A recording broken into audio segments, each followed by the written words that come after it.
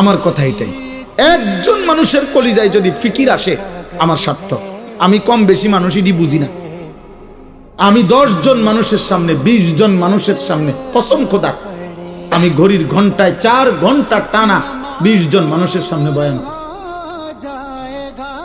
আমার জীবনের এমন হায়াত গেছে, কাজেই আমি অনেক মানুষ দেখবো কেন?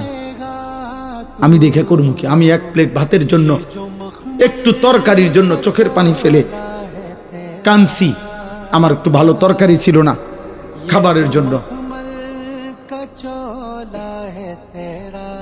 আমি এমন হয়তো 6 মাস গেছে, 1 বছর গেছে, 2 বছর গেছে যে গুনা 2টা পরোটা আর 2 টাকার ডাইল ভাজি, কোনদিন এর অতিরিক্ত কিছু খাইতে পারি নাই কোনদিন।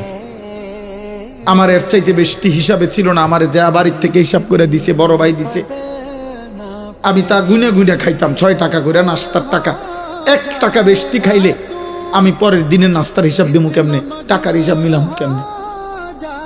আমি জনপ্রিয়তা দিয়া করবো কি আব্বা? আমি তো ইলেকশন করতে নামছি না, আমি তো বুটে দাঁড়াইছি না রে বাপ।